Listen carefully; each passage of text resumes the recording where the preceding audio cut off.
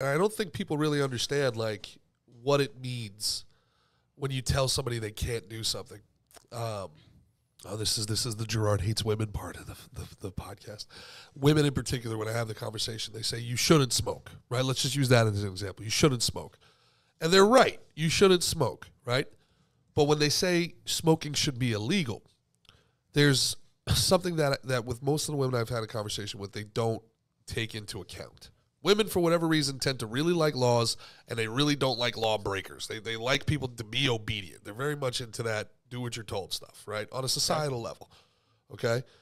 And what you're saying when you say XYZ should be illegal, just remember this. What you're saying is that if you do this, then a person with a gun should come and threaten to kidnap you if you do that thing. Like, smoking should be illegal, okay? And what if I say no?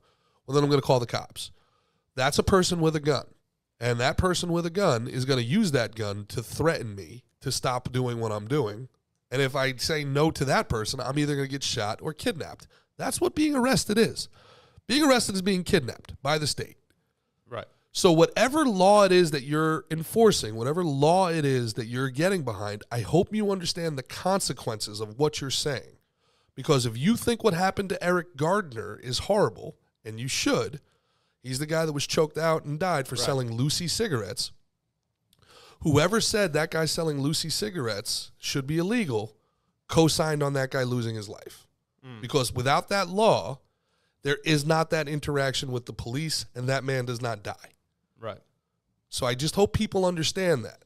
You think that's like an inherent woman thing? I think I've become much more aware of that since COVID. I think I never really thought of it that way.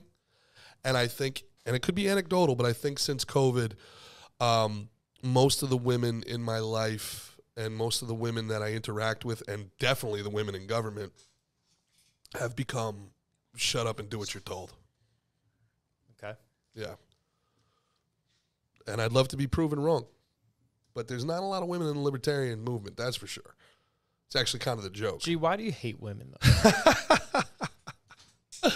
What is a woman, Mickey? I mean, what is shit, I'm not touching that one.